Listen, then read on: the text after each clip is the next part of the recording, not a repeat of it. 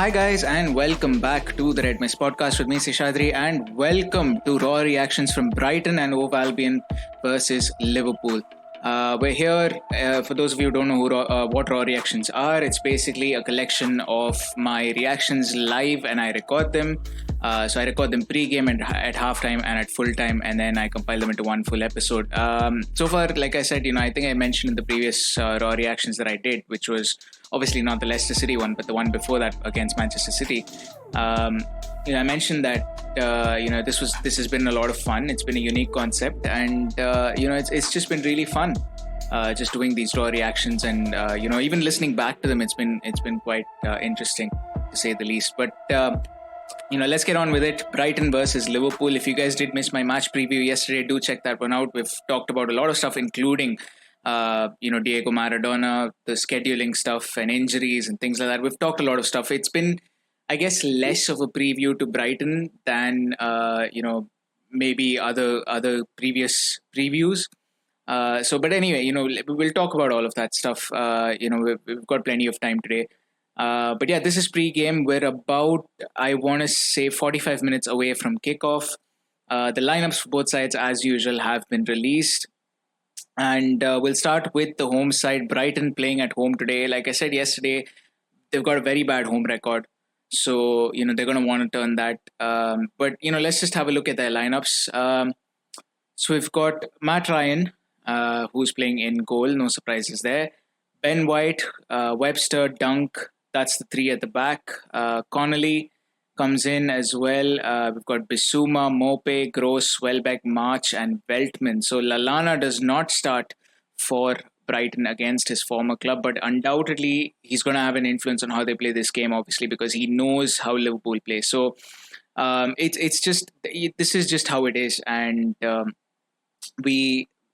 sometimes it's just. It would have been nice to have had Lallana playing this game, but obviously, sometimes injuries don't exactly go your way. Sometimes you don't plan for them, obviously, and they just happen. But Brighton and Hove Albion, that's the lineup. I expect them to play good football. I don't expect them to sit back. It's not something that Graham Potter's sides do very often. And they haven't done much of this season as well. Results haven't gone their way. So, maybe there is a question mark as to whether they should change their style. But, they're sticking to what they know. They're sticking to their principles. And so far, it's kind of okay. They've had a bad home record, but they have got wins, and they've got wins away from home. So I don't know what it is about playing at home that's hindering Brighton, I guess. But, it is what it is. Let's just hope for a good game. Would have been nice, like I said, to have had Lallana playing, but Welbeck's going to be key. Mope is going to be key. Two strikers, especially going up against Liverpool centre-backs, which, I'll get to Liverpool's lineup in a minute, but going up against Liverpool's centre-backs, that's going to be something to watch out for. Mope is physical. He's going to try and get past them. Welbeck's, he's not maybe the Welbeck of Arsenal, but he's still got some pace. He still can cause trouble, as we saw in the last game against Aston Villa. We do need to be careful of him. And, it is what it is. And Tariq Lamptey, obviously, another big miss for them. So he could have given a lot of trouble to our left flank had he been playing. But unfortunately, he misses out through suspension after being red carded in the game against Villa. Joel Veltman, I would assume, is going to be the one filling that space.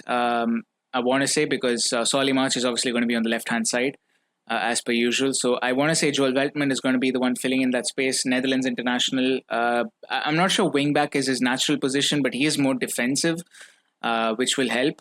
And, we'll just have to see. We'll just have to see how things go. But, like I said, Brighton, so far so good this season. I mean, they're 16th in the table. I wouldn't say it could be better, but 16th, I think they'll take it. I think they will take it.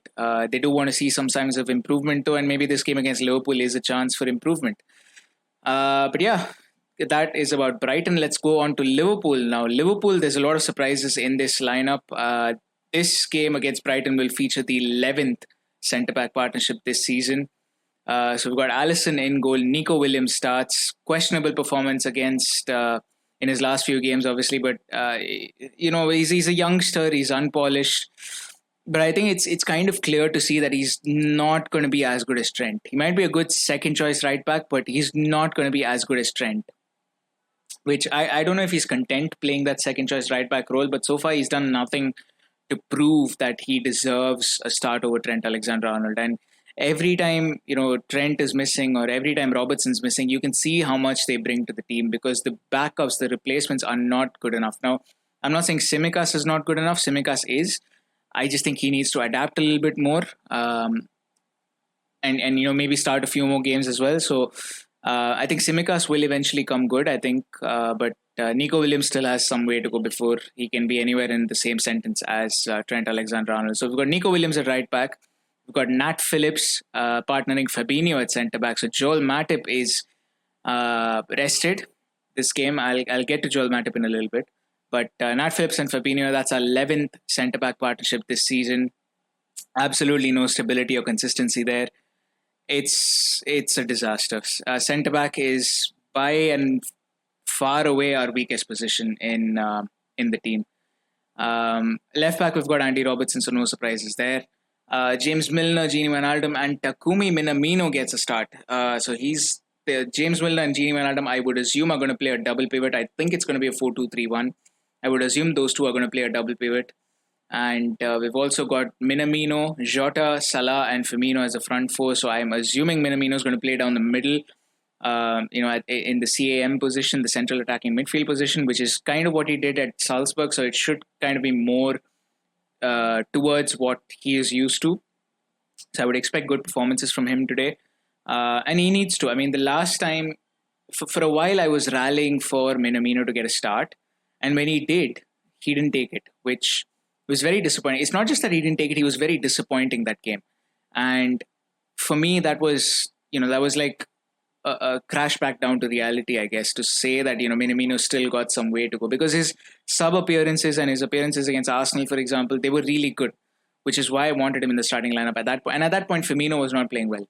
So I wanted him in the starting lineup at that point. But when he did get his chance, he didn't take it. So it is what it is. But hopefully he takes his chance today. Minamino, Jota, Salah. I would assume Jota's down the left, Salah's on the right, Firmino up front and Minamino behind him. I would also expect Firmino and Minamino to swap positions quite regularly.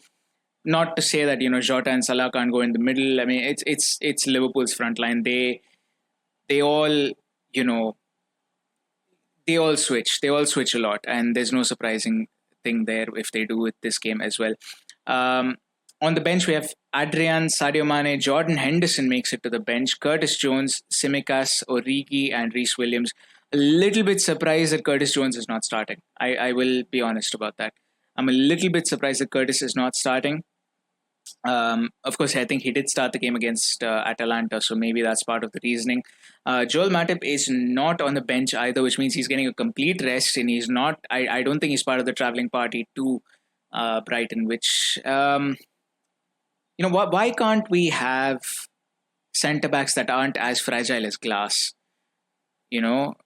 Joe Gomez, he can't play 10 games in a row. Joel Matip, he can't play 5 games in a row. Now, obviously, James Pearce has come out.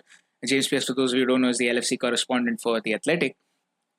He's come out and said that Joel Matip is not injured. He's just, being rested because he played 2 games this week already.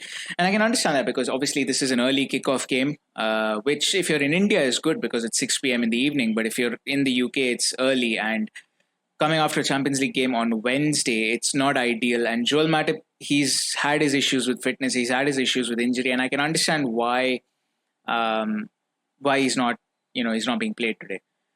That being said, this is a weird season, so I don't want to excuse as much as I want to excuse Joel Matip. You also got to remember this guy. I don't know. He can't make it 6 games in a row without actually having to sit one of them out, and that's disappointing because especially for a position like centre back, you need stability, you need partnership. And you need that thing to develop over the course of a season because the benefits of that are probably not going to be reaped right now, but more towards the end of the season when you get to the crunch games and when you get to games, big games like the Champions League semi-final, for example. Those are the games where you need stable centre-back partnerships where, one centre back knows what the other one is going to do or how they're going to react in situations. And you saw that last game because, and Rio Ferdinand pointed it out in the post game sort of show, is that Joel Matip seemed very disappointed with the way Reece Williams reacted to one of Atlanta's goals, which fair play, I get it, but I mean, it's like I said, it's a natural sort of everything sort of interlinked. The scheduling, the injuries, the different partners that he's had, and the lack of coordination as a result of that. It's just everything's interlinked. And Jurgen Klopp's right, Pep Guardiola's right. Like they've got to sort this out. I mean, they've got to sort out the COVID situation, the international breaks, and that's a whole other topic in itself. They've got to sort out the broadcasting situation. They've got to sort a lot of things out. There's a lot wrong with football right now, and especially in a year like this where you need leadership. Football has decisively demonstrated that they have no leadership. So that's disappointing. But yeah, I mean, you can't do much about it. As for the game itself today, let's not digress too much out of the topic. As for the game itself today, I think it's going to be a good one. I think both sides are going to look to play football. I would say Liverpool want revenge after that 2-0 loss to Atalanta. So we're going to try to be on the front foot. And we're going to be on the front foot for most of this game. I think it's going to be a comfortable 2-0 win, like I said yesterday. But I do fancy Brighton to get a chance or two on the counter because, defensively we are vulnerable right now. And on the counter with Welbeck and Mope and with Gross, there is a chance that they could get something out of it.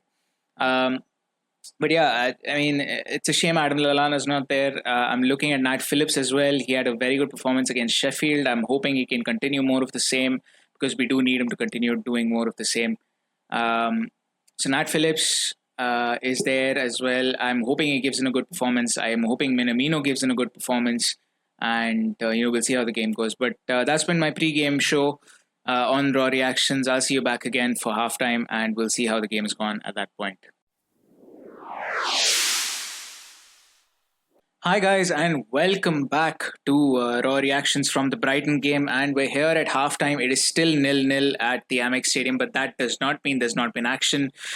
There's been plenty of action. Let's just put it that way. There's been a goal ruled out for offside, a very marginal offside, but it is fair. It's the correct decision. We've had a penalty that's been put wide. We've had tons of issues as far as Liverpool go. We started the game out bright. I think Salah went pretty much. Salah had a few chances. I think 1 or 2 chances. Diogo Jota had a shot that went out for a corner, if I remember rightly. So we started off bright. Can't really complain about that. But after that, we just let Brighton into the game, which I don't quite understand. I think, fair play to Brighton, credit to Brighton as well. They did well to withstand pressure and then come back in. And the one thing that consistently, has been a problem this game is Aaron Connolly's runs into spaces. You're not particularly looking, if you're Brighton, you're not particularly looking to play a through ball to Aaron Connolly or, close to where he is, but he makes those runs behind Nat Phillips and Fabinho, who, as far as Joe Gomez and Virgil van Dijk go, they have the pace to cover back, even if they're playing a very high line. Now, Liverpool, we're playing a high line. That's true, but we're not as pacey right now with Fabinho and Nat Phillips. Nat Phillips is your traditional big burly centre-back, just head it, clear it straight up. No, he's not really a ball-playing centre-back. He wouldn't fit, I guess, into Jurgen Klopp's system normally. But, he's kind of being played there as a necessity right now. Fabinho, on the other hand, very technical, very good player, but at the same time, he's not a natural centre-back, one, and he doesn't have the pace that Virgil or Joe Gomez have. So, that's kind of affecting us, and that's really where Brighton are making their living this game, because honestly, all they're doing is just sending through balls down into particular areas where Aaron Connolly, for 20 years old, the guy, he's got incredible potential, to be honest with you. He runs into spaces, makes very intelligent runs. He recognized early on that, Nat Phillips and Fabinho would have trouble with this. So, he's gone on there and he's straight up, exploiting spaces, basically. He's sticking to the last line of defense, but he's not really sticking to a man, like, for example, you'd expect Olivier Giroud, for example, to stick to a man, someone who, would be physically weaker than him. But Aaron Connolly sticks to a guy who's slower, whether it's Fabinho, whether it's Nat Phillips. Initially, it was Nat Phillips for a long time, but towards the end, he started to go towards Fabinho as well. And he sticks to that. He sticks to the spaces around him, and he sticks to those. He kind of gets into those areas where Phillips, he has some trouble coming back, and Fabinho, he has some trouble coming back. Just purely because of speed. And to be fair to Aaron Connolly, he should have had a goal. That's how good he was. He should have had a goal. Just skewed his shot quite wide actually. I don't know if he had contact with the ground. I don't know if he had contact. He just mistimed the hit. I don't know what the problem was, but to be fair, like, he should have had a goal. And he was through one-on-one. Neil Maupay played him through, brilliant through ball again, right behind Nat Phillips. So he's exploiting spaces. That's kind of been our main weakness this game, and that's just it is what it is, and that's something that we do need to rectify. We rectified it to a certain degree, I would say, towards the end of the half, where Connolly started finding it a little bit more difficult. I was a little surprised Leandro. I forgot to mention before the game. I was a little surprised Leandro Trossard didn't start the game, because he's been in really good form throughout the season, and it's also earned him a call up to Belgium. Which, arguably not the easiest midfield to get into. So, I think personally he should have started. Now, who he would have started for, I don't know. But anyway, it doesn't quite matter right now. He did have to come on later on in the game because Neil Maupay had to go off because of a hamstring issue. Speaking of Maupay, we can't speak of Maupay and not speak of the penalty. And to me, by far the worst player on the pitch right now has got to be Neco Williams. Brighton, they've had all of them have had good games. Liverpool have been up and down. If you look at the 11, there's a few who have had really good games. There's a few who are kind of off the pace a little bit. But Neco Williams, man, he just looks a level below everyone else. Even Nat Phillips looks better than him. Nat Phillips, he's got his problems. He's got his problems dealing with pace. He's not really a centre-back who suits this kind of system that we play. He'd probably suit Burnley more than he'd suit us. But, he's still doing well. Like when it's a one-on-one, when it's a one-against-one situation, when it's a header, an aerial duel that he has to go for, he does well. And to me, that is fine. You can't expect much more of a guy who's a third choice or fourth choice centre-back. But I got to say, Neco Williams, I mean, look, even for the penalty incident, first of all, it's his fault. Okay, you've got Bissouma is going to win the ball. I think Fabinho is quite close to him at that point. Why does Neco Williams go charging in towards Bissouma to try and win it? It's a needless challenge. And then he's caught out of position. Bissouma recognizes that, Maupay is through. Aaron Connolly is through. And he plays the ball through, and Connolly wins the penalty. It's a smart penalty to win, because Neco Williams is, at that point, he's just throwing the kitchen sink at you, trying to win the ball back. And all you have to do is step across him and he fouls you, and he doesn't get even a little bit of the ball.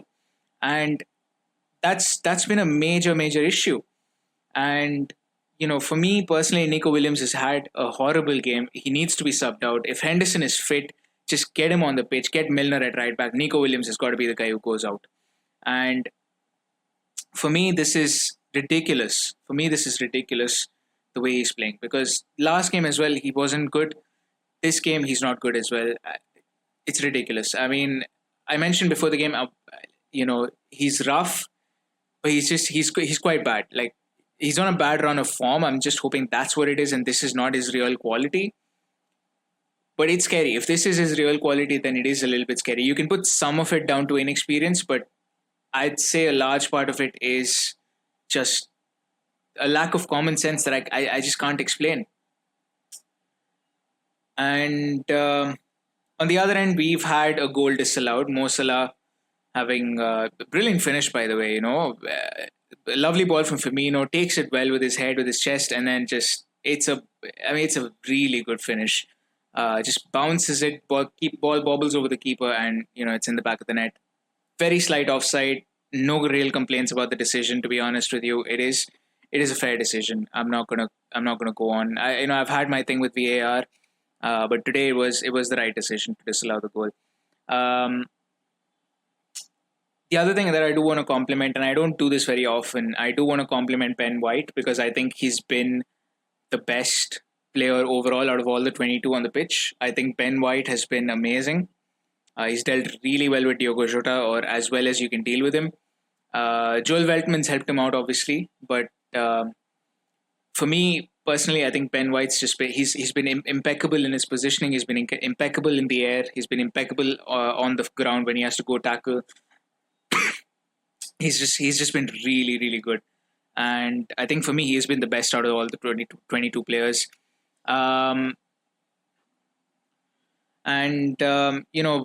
Second half, I want to see some player improvements. I'll be very honest. There have been some disappointing performances. I haven't seen Wijnaldum. I don't even know where he is in the game. I think he needs to do a lot better. I think MInamino needs to do a lot better. Like, he's had a few moments here and there, but generally speaking, MInamino's not been that great. Take Neco Williams off. And I'm going to say also, the front three, they've looked really good, but they've had a lack of service. And for large parts of the game, I felt like we were too static. I felt we were too discombobulated. I felt for some reason that we weren't gelling well together. Now, whether that's because of lineup changes, it could be all of that. But I just don't think we were as fluid as we could be, or as fluid as we were in the first few minutes. And towards the end, we started to pick it up a little bit. But in between, there was a large part of the game where Brighton were the better team, and we were just not in it for some reason. Diogo Jota has had a quiet game. Firmino's had a little bit of a quiet game as well, but they haven't been bad, which is fine. Mo Salah's been really good. He's made some really intelligent runs as well. Good defending from Brighton have prevented a few of the through balls from getting through, but generally speaking, he's been quite good. As for our defense, Robertson's been okay. Fabinho's been okay. Nat Phillips has been good as well. Maybe not the man of the match levels that he hit against West Ham. In my pre-game show, I mentioned Sheffield for some reason, but it was actually West Ham that he played. So he's probably not hit those levels just yet, but he's definitely done. He's not been bad. Like if you're looking at worst performers, he'd definitely not be on that list. For me, Neco Williams, Minamino, Wijnaldum, they've got to improve. Neco Williams, if possible, just take him out, get Henderson in, get Milner at right back. Neco Williams is not having a good set of games. Maybe he needs some time out. I don't quite understand what's going on, but he needs to sort himself out. And that's just really that's all I can say. There's really nothing much that I want to say other than this at halftime. And hopefully we can get a goal or two. And, hopefully we can settle the game. I predicted a 2-0. And to be fair, I did say Brighton are going to play well. I'm still going to stick by that. And Brighton have played well. So my predictions have kind of come true, half true. Have come half true at least. We'll see if they fully come true at full time. I'm going for a 2-0 win, but I won't be surprised if it's close, if it's just a 1-0 as well. But yeah, let's just see how it goes. I'll see you back again at full time. Right, it is full time and it is 1-1 from the Amex. Very eventful match, I'm not going to lie. VAR was called in a few times. Obviously, first half, I mentioned at halftime, Mo Salah's goal was disallowed for offside. Correctly so, I'm not going to deny that.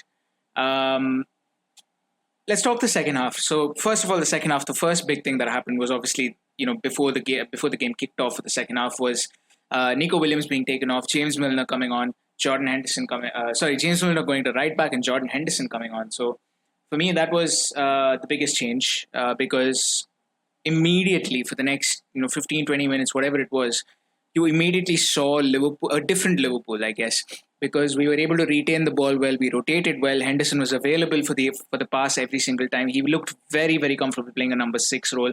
And, for everyone who questions Henderson's ability, the one thing that I've always said is you don't feel Henderson's presence because he doesn't do anything spectacular.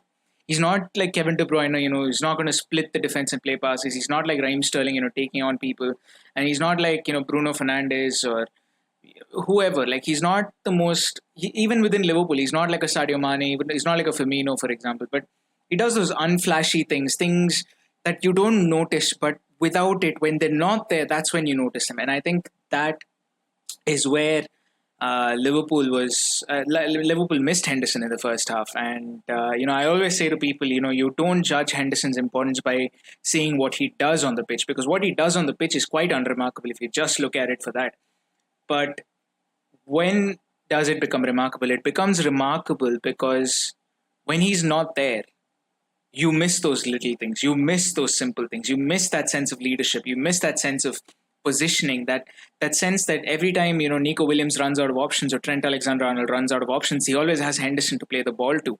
And Henderson's always going to move from side to side. He's going to carry the ball. He's going to play the six. He's going to defend. He's just an all-round very good footballer and a very hard-working footballer. And I think that's something that is missing from Liverpool's Arsenal when Henderson is not on the pitch. And today it showed. And I think a couple of seasons back, Henderson was suspended for this very game against Brighton, if I remember, a couple of seasons back, or maybe a little further than that. But Henderson was suspended for the game against Brighton. And that game also, I remember telling people, if for those of you who don't think Henderson deserved the Football Writers Award that he got last year, Footballer of the Year, and for those of you who don't think he deserved to finish second behind De Bruyne and the PFA Player of the Year, all I'll say is watch the games when he's there and watch them when he's not there. That's all I'll say. And for me personally, I think this first half versus second half highlighted the difference between having Henderson in the lineup and not having Henderson in the lineup. As for the game itself, like I said, we started the second half really well. Brilliant play. There's really nothing much to complain of for the first 20, 25 minutes even. We retained the ball well. We moved it from side to side. We created chances. And one of those chances obviously resulted in a goal. Diogo Jota again proving why he is probably the most informed striker or forward right now in the game of football, aside from maybe someone like Lewandowski. But Diogo Jota again, lovely 1-2 with Mo Salah. Dummies, I think 2 defenders from Brighton first, and then just slots it in. A little bit lucky because the ball goes right above Lewis Dunk's leg. I think it's the bounce that sort of took it over his leg. If it was lower and sort of fizzing across the ground, I think Lewis Dunk would have had it covered. Goes past Ryan. You have to feel a little bit for the keeper. Like, I know there's going to be sets of Brighton fans blaming the keeper on that one, but to be completely honest, Ryan's got his momentum going left and the shot's coming to the right. It's very, very hard as a keeper to just change on the go, just on the fly, and move to the other side, because your momentum's taking you one way and you want to dive the other way. So it's difficult for a keeper to do that, but a little touch of luck, but mostly it was just Diogo Jota's skill, in my opinion. But so Diogo Jota, brilliant game for him overall. I felt he did really, really well. Now, MInamino, I said in the first half, wasn't great.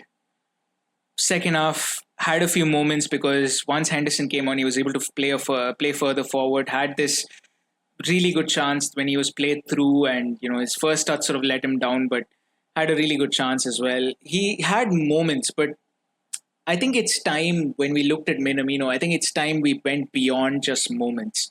Like, he's been at Liverpool for a year, and yes, he's been played out of position. Yes, he's been, today he played in midfield 3. Tomorrow, he could be playing, where Firmino is, so, which is where he played most of this season. And I know it's not a natural position for him. And, when he was at Salzburg, he played on the wings. He played as a number 10, mostly behind Erling Haaland, with Soboslai and with Hwang Hee-chan as well. So it's just a very different environment for him. It's just a very different level of football for him as well. So he's going to take some time to adapt. But I think he's had enough time now. And it's time we start questioning MInamino, really start questioning MInamino. Because until now, you could sort of be like, okay, we've seen a few moments here and there, the game against Arsenal, for example. But I think now is the time where you start questioning whether he's good enough to play for Liverpool. And quite frankly, so far, he's had moments, he's had 1 or 2 games where you can say, okay, maybe he looked like a Liverpool player, but by and large, he's been quite disappointing. And it's disappointing for me personally as well, because it was really nice to see an Asian player at Liverpool. So it's really disappointing for me as well. MInamino, disappointing performance. Neco Williams, I've already mentioned him. He's gone off in the second half. Wijnaldum did well. I think playing at the base of midfield, he looked a little anonymous, but once Henderson came on and he was able to go forward, he's had a quietly good game, I would say. He didn't make too many mistakes even when he was playing as a 6. And once he got the license to go a little forward, he was starting to have a little bit more of an impact up front. So I think Wijnaldum did quite well for himself. I do hope that he does agree a new contract because a lot has been said about it. There was an article on The Athletic the other day saying, both sides do want to agree to a new contract. It's just something extraordinary that's going to take Wijnaldum out of Liverpool. So I don't know what that's going to be, but I hope it's sorted soon enough. Because I think Wijnaldum is important for the club. Maybe compared to his season performances last year, this season he's been a little bit down, but he's still not at the point where I would say he's not good enough or he's not playing well enough. I think he's had a few okay games, he's had a few down games, but in a season like this where fatigue is a major, major factor, especially for teams in Europe and especially for Liverpool, fatigue injuries, he's been good. Like, he's been solid. He's not been extraordinary, but he's been solid. Right. As far as other performances go, other moments in the game go, I thought Brighton did really, really well. Whenever they had the ball, which was not much for the first 15, 20 minutes, but they did have a lot of it after that. And towards the end, the last 20 minutes or so, they were just really, really good. Just unbelievable, honestly. And, look, they're sitting 16th, but I honestly think if they can get results, I think they deserve to be higher up the table. I know in preseason I put them at 17th, just about avoiding relegation. So far, I'm looking kind of spot on in my prediction, but I think they have the quality to do better. But Brighton looked really good. Leandro Trossard especially looked quite impressive. And I mentioned in the first half, Ben White, he was, I think, if you ask me who the best Brighton player was throughout the game, I'd say Ben White. He did really, really well. We had another goal disallowed, obviously. Sadio Mane, his goal got disallowed for offside. Pretty clear offside, nothing untoward there. It was a straightforward offside. Mane was miles clear off the defensive line at that point once the free kick from Robertson came in. For me, the most contentious moment, and for a lot of people, the most contentious moment was towards the end of the game. Look, I'm going to say this, and I know this is probably going to rub Liverpool fans the wrong way. This is going to be against what Jurgen Klopp said, what Jordan Henderson said, what a lot of Brighton players also said. Look, I personally think live, when I saw that live and when I saw it with VAR, both times I thought, when I saw it live, I thought that could be a penalty. And when I saw it with VAR, I was convinced that it was a penalty because Robertson does not get any of the ball. And he just volleys Danny Welbeck's foot. There's no question. He just volleys Danny Welbeck's foot. Now, Welbeck takes his time to fall. He doesn't go down immediately. And to be fair to Welbeck, he did say that it was a soft penalty in the press conference. And apparently he told Jordan Henderson that it was, it's not a penalty. And 4 or 5 Brighton players said it wasn't a penalty. And to be fair, they didn't appeal. Like, if it was a stone cold penalty, they would have appealed. That's the argument a lot of Liverpool fans are using. But I, for one, don't subscribe to that segment of the community because for me, look, appeal or no appeal, VAR was brought in for clear and obvious errors. And Andy Robertson kicking at someone's ankle without even getting the ball a little bit is something that deserves to be punished. Now, as much as I hate to say it, I think the way, if you, I know emotions are running high, obviously, and I've never really been an emotional type when it came to football decisions. And the only thing I'll say is if it was the other way around, if Welbeck was the defender and Robertson was the attacker, and if Welbeck kicks Robertson's foot, would you, as a Liverpool fan, not want a penalty? That's all I say. So if you think that's a penalty, then this has to be a penalty because you can't have double standards, and that's my thing against VAR. You have to be consistent, and if you want VAR to be consistent, you have to sort of extrapolate that thought process into every decision that you debate. And when it comes to debating this decision, my only thing is, if as a Liverpool fan you don't want a penalty, if the situation was the other way around, then fine. I have no problem with you saying that this shouldn't be a penalty. But if if this same situation happens the other way around and Welbeck kicks Robertson, that's a penalty. And you say that's a penalty, and then you go on and say this isn't a penalty. That makes no sense to me, because now you're exhibiting double standards.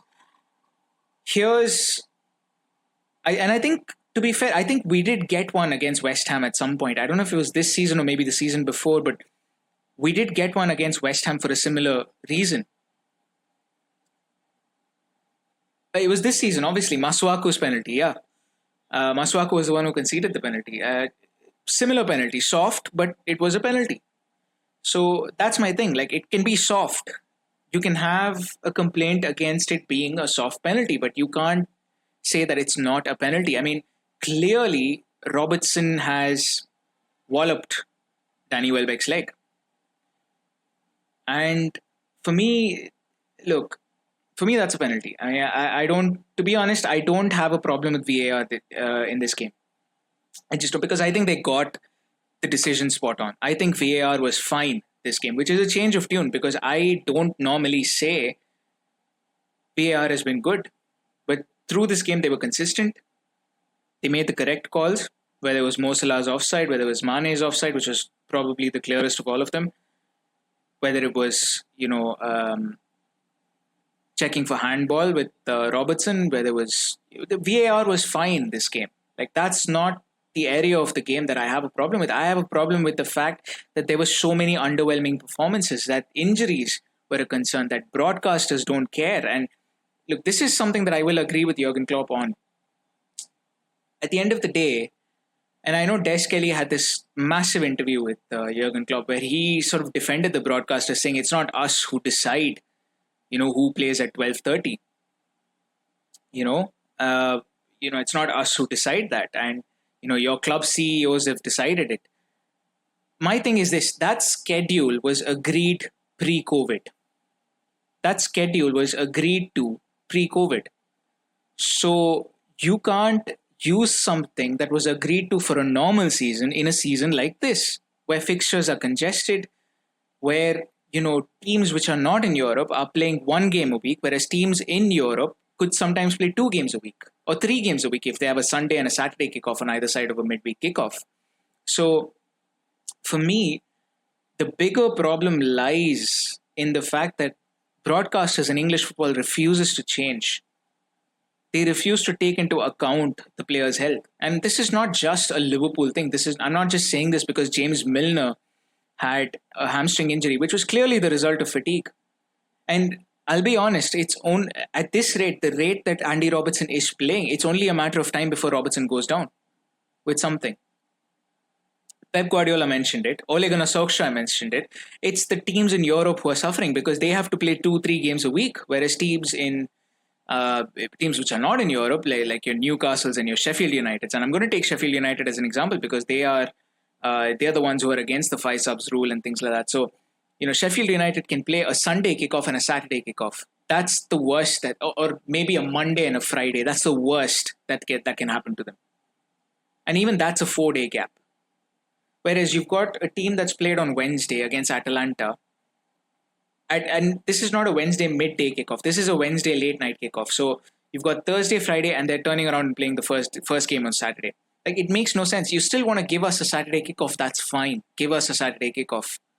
But give Liverpool a Saturday kickoff that's later on in the day. Give us the 8 o'clock game or the 6 o'clock game in the evening or whatever the timings are. I don't quite know. But why not do that? That's just my thing. Like, why not do that? I don't get it. Because clearly, players are getting affected by it. And the 3 subs rule. Every European league, even the Indian Super League, is operating with 5 subs. Why can England not see that teams need 5 subs? I just don't get it. I mean, look, you can argue that, okay, 5 subs benefits a team like Man City who can call upon Ferran Torres, for example, from the bench, whereas Sheffield United have probably got to call up, some youth academy player or something. But my thing is this, like, this is not a normal season. So you can't treat it as a normal season. You can't treat this season as a normal season. Teams in Europe are suffering. Teams who play the Champions League, who play the Europa League are suffering. And Klopp said it today. The 7 managers who are playing in Europe are all in favor of this, are all in favor of the 5 subs rule. So that's your Mikel Arteta, Brendan Rodgers, Ole Gunnar Solskjaer, Pep Guardiola, Frank Lampard, Jurgen Klopp, and Nuno Espirito Santo. All these guys are in favor of the 7 subs rule. It's people like Chris Wilder who are selfish. And he can't go on calling Jurgen Klopp selfish. Chris Wilder is the one who's selfish. And to be fair, it's not Jurgen Klopp's duty to look out for Sheffield United, to look out for Newcastle United. It's Chris Wilder is being selfish because he's the manager of Sheffield United. So he's going to look at Sheffield United's interest. And the same way, Jurgen Klopp is looking out for Liverpool's interest. And he's being called selfish for that, which is ridiculous. Klopp and Guardiola have been the most vocal ones about it, but it doesn't mean this hasn't affected other managers. I remember when United had to play a 12:30 kickoff after a Wednesday Champions League game a couple of weeks ago. I think it was before the international break. And Ole Gunnar Solskjaer complained about it. So, look, all I'm saying is this. You can make the excuse that they have stronger teams, they have better footballers, so they should be able to cope better with this. But look, at the end of the day, they're all humans. You can't expect a human. You're not playing entirely different 11s. Some of the players are still the same. They're going to be playing both games. You just can't expect, you can't expect humans to function at a level where they play on Sunday, they play on Wednesday, and then they play again on Saturday. That's just cruel. That's just inhuman from the Premier League. And James Milner today was a victim of it. He had a muscle injury. Now, James Milner, he doesn't have a very checkered history with injuries. He's one of the most durable people I know in football. And it's just ridiculous. And today's is BT's fault. Today's is Sky Sports' fault. Because they're the ones who decide kickoff times. It's ridiculous. It is absolutely ridiculous. It's unbelievably ridiculous. So, yeah, that's just, I covered a little bit of it in my preview yesterday, but genuinely, I think on this, I'm very, very inclined to agree with Klopp. I don't know who decides the fixtures because Des Kelly is a senior journalist and he was defending BT saying it's the CEOs who decided it. I don't know I don't know how much of a say the clubs have. I don't know how much of a say the broadcasters have, but I think by and large, this is a broadcaster issue because going by how sports leagues in general function, and I follow a lot of sports, it's the broadcasters who decide everything or most things in any case. So for me, I'm going to say the clubs do have a say, but I think the broadcasters have more of a say than anyone else. And what they're doing to the players is just inhuman. That's it. And, as for the VAR thing, it's caused a lot of argument, but I will be very honest. For me, that's not the biggest issue from this game. The biggest thing that I take issue with is some of the performances. MInamino, for example, Neco Williams, for example, they need to do a lot better. They just need to do a lot better. Firmino looked good. Jota looked good. Mo Salah was obviously pissed off, but it was more to do with his health that he was taken off than anything else. And it was kind of a necessary move as well. So I'm not going to sit here and say that's Mo Salah being taken off was a problem. And I know in PT commentary, Scott McManaman was like, if Liverpool don't go on to win this game, this is going to become a major issue. No, it's not. It was taken for Mo Salah's health. He's going to understand, and results like this happen. So, even if Mo Salah was on the pitch, maybe the penalty happened. So it's not really his fault. I'll be very honest. It's just a heat of the moment thing. Aaron Connolly was not very happy either when he was taken off. And to be fair, I did think he had a very good game. So look, it's just no player likes to be taken off as a sub. So it's just annoying. It's just, if they can help it, they'll always play. And it's just going to blow over. I'm pretty sure nobody likes being taken off as a sub. So yeah, I wouldn't. This isn't good. This is reminiscent of that whole bust up between Mane and Salah when Mane didn't pass, and by the next game they were fine. It's just what it is. This happens in every football club. Nothing big. That's just my take on it. But yeah, that's been raw reactions from Brighton versus Liverpool. 1-1 draw. Unfortunately, couldn't get the full 3 points. Obviously, we go joint top with Tottenham. I think, or could take us above Tottenham. We're level on points at this point. I don't quite know the EPL table at this juncture, but we'll see at the weekend where we are. Tottenham are playing Chelsea this weekend, so it's their first big test really since Manchester United. Although Manchester United, it wasn't really a big test because of the red card and all the issues that surrounded Anthony Martial there. Tottenham are playing Chelsea. Whether they'll be title contenders or not, we'll know in the next few weeks. They're going to play Liverpool. They're going to play Manchester City. I think they're playing Leicester as well. So we'll know in the next few weeks how good they are, really. And if this whole Jose Mourinho thing is a thing, basically. But that's been, like I said, the raw reactions from Brighton versus Liverpool. Hope you guys enjoyed the episode. Thank you so much for the support on the podcast. And keep listening. And I will see you guys next time. Have a great day. Stay safe. Goodbye.